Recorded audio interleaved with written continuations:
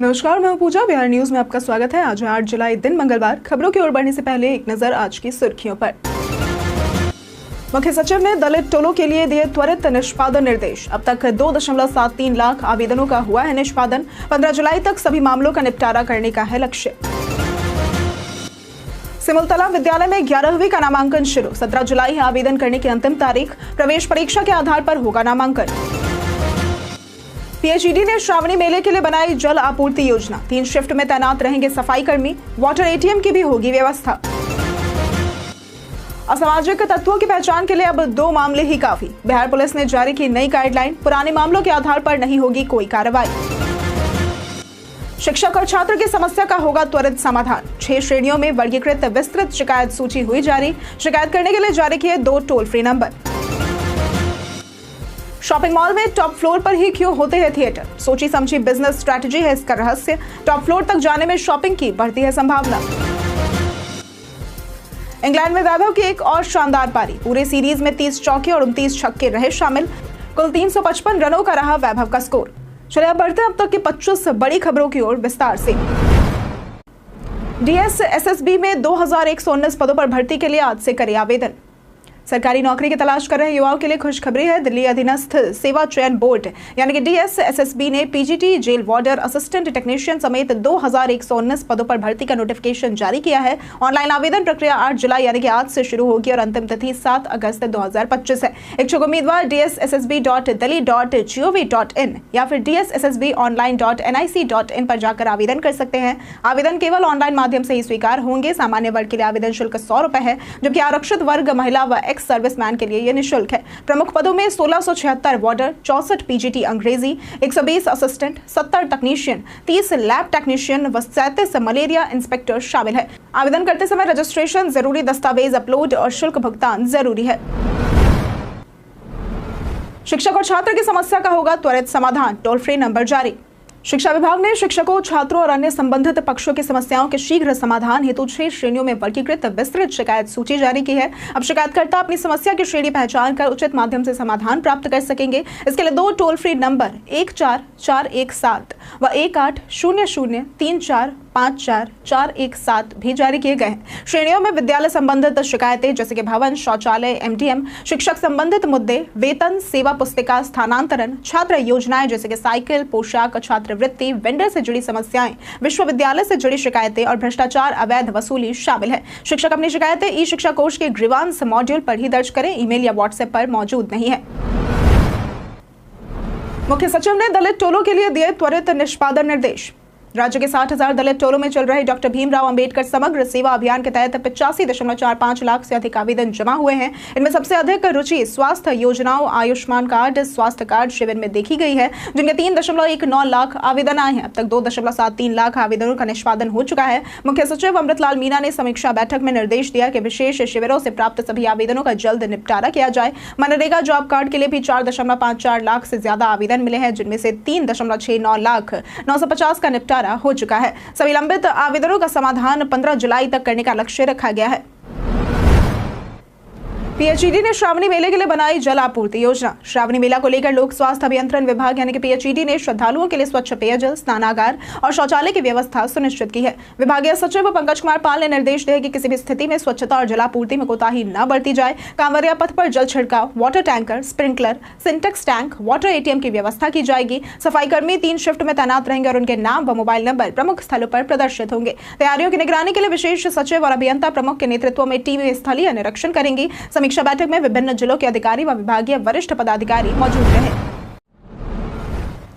असामाजिक तत्वों की पहचान के लिए अब 2 मामले ही काफी। बिहार पुलिस ने बिहार अपराध नियंत्रण अधिनियम के तहत जिला बदर या निरुद्ध करने की कार्रवाई के लिए नई गाइडलाइन जारी की है। अब किसी को असामाजिक तत्व घोषित करने से पहले बीते 24 महीनों में अधिनियम की 11 श्रेणियों में से कम 2 मामलों में चार्जशीट दाखिल होना जरूरी होगा।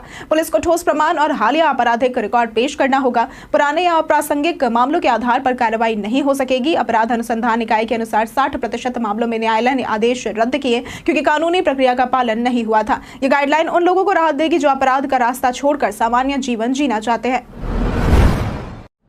सिमुलतला विद्यालय में 11वीं का नामांकन हुआ शुरू। सिमुलतला आवासीय विद्यालय जमुई में कक्षा 11वीं सत्र 2025-27 में नामांकन के लिए आवेदन प्रक्रिया शुरू हो गई है। इच्छुक छात्र biharsimultala.com पर 17 जुलाई 2025 तक ऑनलाइन आवेदन कर सकते हैं। नामांकन प्रवेश परीक्षा के आधार पर होगा। विद्यालय में कुल 120 सीटें हैं, जिनमें से वर्तमान में 103 सीटें खाली हैं। सभी जिलों के छात्र आवेदन कर सकते हैं। नामांकन विज्ञान, वाणिज्य आदि विषयों और सरकारी आरक्षण नीति के अनुसार किया जाएगा। सामान्य पिछड़ा वर्ग और अत्यंत पिछड़ा वर्ग के छात्रों के लिए आवेदन शुल्क 960 रुपए है और अनुसूचित जाति, जनजाति व दिव्यांग अभ्यर्थियों के लिए ये 760 रुपए निर्धारित किया गया है। बिहारी बर्थडे स्पेशल में आज बात होगी ऋचा सोनी की। ऋचा सोनी एक भारतीय टेलीविजन अभिनेत्री है जिन्होंने अपने करियर की शुरुआत शो शरारत से की थी। वो कलर्स टीवी के धारावाहिक भाग्य विधाता में बिंदिया की भूमिका के लिए जानी जाती है और उन्होंने नजले वे विद सरोज खान, बदलते रिश्तों की दास्तान, जाट की जुगनी और सिया के राम जैसे टीवी शोज में भी काम किया है। ऋचा ने द साइलेंट स्टैच्यू जैसी लघु फिल्म में अभिनय किया, जिसे कान फिल्म महोत्सव में दिखाया गया और इसके लिए उन्हें झारखंड अंतर्राष्ट्रीय फिल्म महोत्सव 2019 में सर्वश्रेष्ठ अभिनेत्री का पुरस्कार मिला। उनका जन्म बिहार के मुजफ्फरपुर में हुआ और बाद में वे मुंबई आ गई। फरवरी 2019 में उन्होंने व्यवसायी जिगर अली सुम्भानिया से शादी की। बिहार में पिंक बसों के लिए 2000 महिला ड्राइवर होंगी प्रशिक्षित। बिहार राज्य पथ परिवहन निगम पिंक बसों के संचालन के लिए 2000 महिला चालकों को प्रशिक्षित करेगा। इस संबंध में बीएसआरटीसी प्रशासक अतुल कुमार वर्मा और परिवहन विभाग के विशेष कर्तव्य अधिकारी अरुणा कुमारी ने मोटर वाहन प्रशिक्षण केंद्रों के संचालकों संग बैठक की। लाइट मोटर व्हीकल लाइसेंसधारी महिलाओं को 3 चरणों में 500-500 के समूह में 30 दिनों का आवासीय प्रशिक्षण दिया जाएगा। प्रशिक्षण केंद्रों में साफ शौचालय, पेयजल और सुरक्षा सुनिश्चित करनी होगी। केवल दक्ष महिलाओं को प्रमाण पत्र मिलेगा। अगस्त अंत तक 80 पिंक बसें बिहार आ जाएंगी। प्रशिक्षण के जरिए महिलाओं को रोजगार देने की योजना है। बैठक में कई जिलों के संस्थान संचालक शामिल हुए। रेल वन ऐप से मिलेगा 3% तक का डिस्काउंट। भारतीय रेलवे ने यात्रियों की सुविधा के लिए नया super app rail one launch किया है। यह app ticket booking, refund, PNR status, train coach की स्थिति, फ्रेट और पार्सल डिलीवरी जैसी कई सेवाएं एक ही प्लेटफॉर्म पर उपलब्ध कराता है। इसमें रेल कनेक्ट, यूटीएस और रेल मदद जैसे ऐप्स की सुविधाएं भी शामिल है, जिससे यात्रियों को अब अलग अलग ऐप्स की जरूरत नहीं पड़ेगी। रेल वन में आर वॉलेट नाम की सुविधा भी है, जिससे रिजर्वेशन, जनरल और प्लेटफॉर्म टिकट खरीदे जा सकते हैं। इसके साथ ही एक खास बात यह है कि अनरिजर्व और प्लेटफॉर्म टिकट पर 3% तक का डिस्काउंट भी जल्द ही मिलेगा। यह ऐप एंड्रॉइड और iOS दोनों डिवाइस पर मौजूद है। गया जी में तीर्थयात्रियों के लिए बनेगी आधुनिक धर्मशाला। गया जी एक प्रमुख धार्मिक स्थल में तीर्थ यात्रियों की बढ़ती संख्या को देखते हुए वार्ड 41 चांदचौरा मोहल्ले में आधुनिक गया जी धर्मशाला का निर्माण कराया जा रहा है। पर्यटन विभाग द्वारा 89 करोड़ की लागत से 5 एकड़ में बन रही ये G+5 भवन धर्मशाला 2027 के दिसंबर तक तैयार होगी। इसमें 1080 बेड, 4 लिफ्ट, 8 सीढ़ियां, parking, dining hall, kitchen, stores, ice cream parlour, park और सोलर पावर सिस्टम जैसी सुविधाएं मौजूद होंगी। 20% बेड VVIP होंगे, जिनमें AC, मॉडर्न टॉयलेट और किचन की सुविधाएं होंगी। 38 बस और 303 कार पार्किंग तथा चालक विश्राम गृह भी बनाया जा रहा है। यह धर्मशाला तीर्थ यात्रियों को उच्च स्तरीय सुविधाएं प्रदान करेगी। बिहार में जीएसटी संग्रह में हुई 12% की बढ़ोतरी। जून 2025 में बिहार ने जीएसटी के रूप में 1709 करोड़ रुपए संग्रहित किए, जो पिछले साल जून की तुलना में 12% अधिक है। जून 2024 में ये राशि 1525 करोड़ थी। राष्ट्रीय स्तर पर जीएसटी संग्रह में इस अवधि में 4.60% की वृद्धि दर्ज की गई है। बिहार में वर्तमान में केवल 6.5 लाख व्यवसायी जीएसटी के तहत निबंधित है। पड़ोसी राज्यों की तुलना में बिहार की वृद्धि दर अधिक रही। झारखंड में 10% की वृद्धि के साथ संग्रह 3086 करोड़ पहुंचा, जबकि बंगाल ने 5% की बढ़त के साथ 5551 करोड़ रुपए का राजस्व अर्जित किया। उत्तर प्रदेश 4% की गिरावट दर्ज की गई, जहां संग्रह 9601 करोड़ से घटकर 9248 करोड़ हो गया। गोपाल खेमका की सुरक्षा हटाने की जांच में जुटी पुलिस। पटना के गांधी मैदान के पास उद्योगपति गोपाल खेमका की हत्या मामले में पुलिस के 2 स्तरों पर लापरवाही की जांच हो रही है। डीजीपी विनय कुमार ने बताया कि घटनास्थल पर देर से पहुंचने और गोपाल खेमका की सुरक्षा हटाने को लेकर जांच जारी है। वर्ष 2018 में बेटे की हत्या के बाद उन्हें सुरक्षा दी गई थी, जिसे अप्रैल 2024 में हटा लिया गया। यदि सुरक्षा हटाने का अनुरोध खेमका ने नहीं किया था तो जिम्मेदार अधिकारी पर कार्रवाई होगी। डीजीपी ने एसटीएफ एडीजी कुंदन कृष्णन संग समीक्षा बैठक की। इसके साथ ही मुहर्रम के दौरान उपद्रवियों की सीसीटीवी से पहचान की जा रही है और दोषियों पर कार्रवाई का आश्वासन दिया गया है। अगस्त में बिहार के स्कूलों में मिलेंगे 5 अवकाश।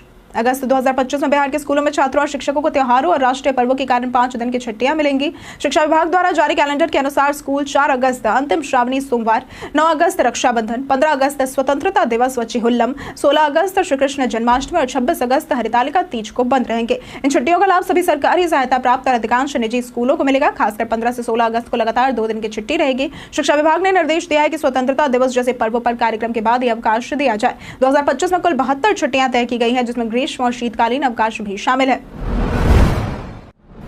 फोन के चार्जर पर लिखे 5V2A का क्या होता है मतलब? फोन चार्जर पर लिखे 5V2A या 9V1.67A का मतलब होता है वोल्ट और एम्पियर, जो मिलकर पावर बनाते हैं, जैसे कि 5V × 2A = 10W, यानी कि 10 वॉट की चार्जिंग स्पीड। ज्यादा वॉट का मतलब तेज चार्जिंग, लेकिन फोन की सीमा भी मायने रखती है। अगर फोन सिर्फ 10 वॉट सपोर्ट करता है तो 30 वॉट चार्जर भी उसे तेज नहीं कर पाएगा। लोग गलती से ज्यादा पावर वाले या लोकल चार्जर इस्तेमाल कर लेते हैं, जिससे बैटरी खराब होती है। सही तरीका है अपने फोन की ऑफिशियल पावर क्षमता देखें और इसी अनुसार ब्रांडेड चार्जर ले, जैसे कि आईफोन का 20 वॉट होता है, मिड रेंज एंड्रॉइड का 18 से 33 वॉट होता है, फ्लैगशिप का 65 वॉट से प्लस होता है। चार्जर इस्तेमाल करें। डायल 112 की टीम का बेहतर प्रदर्शन, दंगों के मामले हुए कम। बिहार में बढ़ते अपराध को लेकर विपक्ष राज्य सरकार पर हमलावर है। वहीं डीजीपी विनय कुमार ने डायल 112 की सफलता की ओर इशारा किया है। उन्होंने बताया कि इमरजेंसी रिस्पांस सपोर्ट सिस्टम के तहत डायल 112 की सेवा शुरू होने के बाद राज्य में दंगा फसाद के मामलों में बड़ी कमी आई है। 3 साल पहले तक जहां थानों में करीब 14,000 दंगे के मामले दर्ज होते थे, अब ये घटकर लगभग 3,000 रह गए हैं। डीजीपी के अनुसार इमरजेंसी वाहनों के तेज और त्वरित कार्रवाई के चलते ये संभव हो पाया है। वे डायल 112 की 3री वर्षगांठ के मौके पर आयोजित कार्यक्रम में बोल रहे थे, जहां उत्कृष्ट पुलिसकर्मियों को सम्मानित भी किया गया। सामान्य प्रशासनिक के 30 अधिकारियों को मिली श्रावणी मेले की व्यवस्था। बिहार सरकार ने 11 जुलाई से शुरू हो रहे श्रावणी मेले की तैयारियों को अंतिम रूप दे दिया है। मेले की व्यवस्था के लिए सामान्य प्रशासनिक सेवा के 30 वरीय उपसमाहर्ता रैंक के अधिकारियों की नियुक्ति की गई है।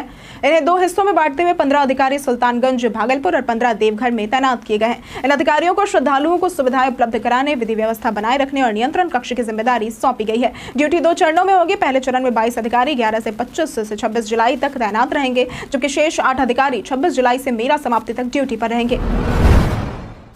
अल्पसंख्यक मुफ्त कोचिंग हेतु 12 जुलाई तक करें आवेदन। अल्पसंख्यक समुदाय के अभ्यर्थियों के लिए बिहार अल्पसंख्यक कल्याण विभाग ने बीपीएससी 71वीं प्रारंभिक परीक्षा की तैयारी हेतु निःशुल्क गैर आवासीय कोचिंग की व्यवस्था की है। यह कोचिंग मौलाना मजहरुल हक विश्वविद्यालय के संचालन में समस्तीपुर के मॉडल इंटर विद्यालय परिसर बहादुरपुर में दी जाएगी। बौद्ध, सिख, पारसी, ईसाई, मुस्लिम और जैन समुदाय के अभ्यर्थी आवेदन कर सकते हैं। आवेदन की अंतिम तिथि 12 जुलाई है। प्राथमिकता उन अभ्यर्थियों को मिलेगी जो पूर्व में किसी आयोग की परीक्षा में सफल रहे हो। प्रवेश हेतु लिखित परीक्षा 14 जुलाई को होगी और परिणाम 18 जुलाई को आएगा। नामांकन 20 से 21 जुलाई को होगा। पाठ्यक्रम बीपीएससी प्रारंभिक परीक्षा के अनुरूप रहेगा।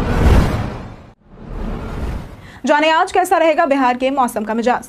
मौसम विभाग के अनुसार अगले 2 से 3 दिनों के दौरान राज्य के अधिकतम व न्यूनतम तापमान में 2 से 3 डिग्री की क्रमिक वृद्धि होने का पूर्वानुमान लगाया गया है। तो वहीं न्यूनतम तापमान में कोई भी विशेष परिवर्तन आने की संभावना नहीं है। प्रदेश के अधिकांश इलाकों में वर्षा होने का पूर्वानुमान लगाया गया है। राज्य के उत्तर भाग के 1 या 2 स्थानों पर गरज बिजली के साथ तेज हवा चलने की भी आशंका जताई गई है। अगर बात करें आज के अधिकतम तापमान की, तो आज का अधिकतम तापमान 36 से 38 डिग्री और न्यूनतम तापमान 28 से 30 डिग्री रहने की संभावना है। शॉपिंग मॉल में टॉप फ्लोर पर ही क्यों होते हैं थिएटर? क्या आपने कभी ध्यान दिया है कि मॉल में थिएटर और फूड कोर्ट हमेशा टॉप फ्लोर पर ही क्यों होते हैं? ये सिर्फ इत्तेफाक नहीं बल्कि एक सोची समझी बिजनेस स्ट्रैटेजी है। मॉल मालिक जानते हैं कि लोग एंटरटेनमेंट के लिए आते हैं और अगर थिएटर फूड कोर्ट नीचे हो तो लोग सीधे वहीं जाकर लौट जाएंगे, लेकिन जब ये ऊपर होते हैं तो लोग रास्ते में दुकानों से गुजरते हैं, जिससे शॉपिंग की संभावना बढ़ती है। टॉप फ्लोर पर जगह ज्यादा मिलती है, जिससे थिएटर और फूड कोर्ट की जरूरतें पूरी होती है। शोर और भीड़ से नीचे की दुकानों को भी परेशानी नहीं होती। सुरक्षा की दृष्टि से भी टॉप फ्लोर ज्यादा सुरक्षित माना जाता है। रेल मंत्री ने बिहार के स्टेशनों का किया औचक निरीक्षण। केंद्रीय रेल मंत्री अश्विनी वैष्णव ने सोमवार को पटना से शुरू होकर हाजीपुर, मुजफ्फरपुर, समस्तीपुर और सोनपुर मंडल के कई रेलवे स्टेशनों का अचानक निरीक्षण किया। उन्होंने अमृत भारत स्टेशन योजना के तहत चल रहे विकास कार्यों की प्रगति की समीक्षा की। हाजीपुर, दीघा घाट और कर्पूरी ग्राम स्टेशनों पर उन्होंने यात्रियों की सुविधाओं का फील्ड निरीक्षण किया और आम यात्रियों की तरह ट्रेन में चढ़कर व्यवस्थाओं का जायजा लिया। कर्पूरी ग्राम में उन्होंने जननायक कर्पूरी ठाकुर की प्रतिमा पर माल्यार्पण कर रोड, अंडर ब्रिज और स्टेशन पुनर्विकास का शिलान्यास भी किया। दौरे में पूर्व मध्य रेल के जीएम, डीआरएम और भाजपा सांसद गोपाल जी ठाकुर भी शामिल रहे। ये दौरा पीएम मोदी के आगामी बिहार यात्रा से पहले हुआ है। 9 जुलाई को तेजस्वी और राहुल बिहार में करेंगे चक्का जाम। बिहार में चुनाव आयोग द्वारा मतदाता सूची के विशेष पुनरीक्षण को लेकर विपक्षी महागठबंधन हमलावर हो गया है। नेता प्रतिपक्ष तेजस्वी यादव ने 9 जुलाई को राहुल गांधी के साथ मिलकर चक्का जाम का ऐलान किया है। उनका आरोप है कि गरीबों, पिछड़ों और अल्पसंख्यकों के वोटिंग अधिकार छीने जा रहे हैं। राजद नेता मृत्युंजय तिवारी ने आयोग की भूमिका को संदिग्ध बताया और सुप्रीम कोर्ट में चुनौती की बात कही। राज्यसभा सांसद मनोज झा ने भी आयोग पर सवाल उठाते हुए कहा कि बाहर रहने वाले 20% बिहारियों को शक के दायरे में लाना अन्याय है। महागठबंधन ने लोकतंत्र की रक्षा के लिए व्यापक प्रतिकार की चेतावनी दी है। सम्राट चौधरी का लालू यादव पर वार। गया जी के मानपुर में आयोजित सम्राट अशोक सम्मान समारोह में बिहार के उप मुख्यमंत्री सम्राट चौधरी ने राजद सुप्रीमो लालू प्रसाद यादव पर तीखा हमला बोला। उन्होंने लालू को बिहार की राजनीति का गब्बर और चोर करार देते हुए कहा कि उनके शासनकाल में अपराध और भय का माहौल था। सम्राट चौधरी ने आरोप लगाया कि लालू राज में राज्य को बालू माफियाओं के हवाले कर दिया गया और आज भी राजद के नेता उसी नेटवर्क से जुड़े हैं। उन्होंने गरुआ के विधायक विनय यादव पर भी बालू माफिया से संबंध का आरोप लगाया। सम्राट चौधरी ने कुशवाहा समाज से भाजपा के समर्थन में एकजुट होने की अपील की। कार्यक्रम में भाजपा के कई नेता और कार्यकर्ता शामिल हुए। मनीष कश्यप ने थामा जनसुराज का हाथ। चर्चित यूट्यूबर मनीष कश्यप ने जनसुराज पार्टी ज्वाइन कर ली है। उन्होंने सोमवार को प्रशांत किशोर की मौजूदगी में सदस्यता ली। मनीष ने कहा कि भाजपा में 13 महीने रहकर उन्होंने बिहार की हकीकत को करीब से देखा है। अब बदलाव का समय और जनसुराज ही इसका विकल्प है। उन्होंने फिर से चनपटिया से चुनाव लड़ने के संकेत दिया। प्रशांत किशोर पहले ही सभी 243 सीटों पर चुनाव लड़ने का ऐलान कर चुके हैं। मनीष का विवादों से भी नाता रहा है। तमिलनाडु हिंसा वीडियो मामले में उन पर NSA के तहत कार्रवाई हुई थी और वे 9 महीने जेल में रहे थे। हाल ही में PMCH में मारपीट और फर्जी खबरों को लेकर भी वे चर्चा में रहे। इंग्लैंड में वैभव की एक और शानदार पारी। भारतीय अंडर-19 टीम के स्टार बल्लेबाज Vaibhav Suryavanshi youth one day series में शानदार फॉर्म में है। उन्होंने इंग्लैंड अंडर-19 के खिलाफ 5 मैचों में 71 की औसत और 174.01 की स्ट्राइक रेट से